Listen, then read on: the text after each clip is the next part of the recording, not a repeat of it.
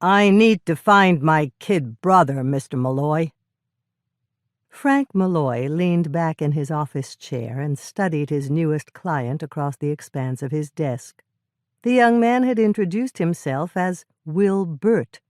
He was a handsome fellow, sporting a fairly new suit of brown checked fabric and a pristine shirt with a fresh collar. He had settled his smart-looking derby on his knee instead of leaving it on his head, as too many young men did today. He wasn't the usual sort of client who came to Frank's detective agency, but then his agency was also fairly new, so he really couldn't claim to have a usual sort of client. "How did you come to lose your brother, Mr. Burt?" Frank asked. Burt shrugged almost apologetically.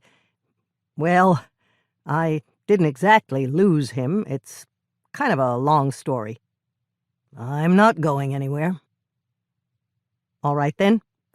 Well, you see, Freddie and me are orphans. After our folks died, we had to look after ourselves, so I started selling newspapers to support us.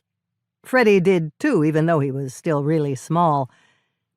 A common enough story, Frank knew. "You were street Arabs?"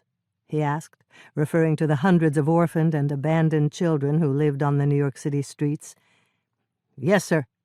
We stayed at one of the newsboys' lodging houses whenever the weather was bad, of course, and I always looked out for Freddie, but it was a hard life. That's why we finally decided to go out west on one of those orphan trains." The orphan trains had been taking children from the city out west to find homes since before Frank was born. "I guess you were hoping to be adopted by some farmer out in Iowa or something." Burt smiled a little at this.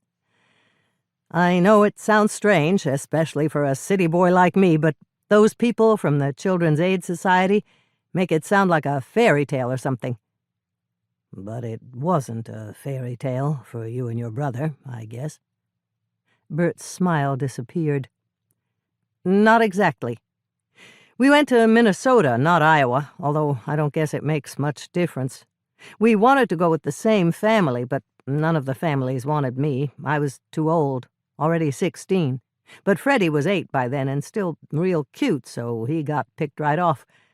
I ended up in another town with a storekeeper, Mr. Varney." "That was probably easier than farm work."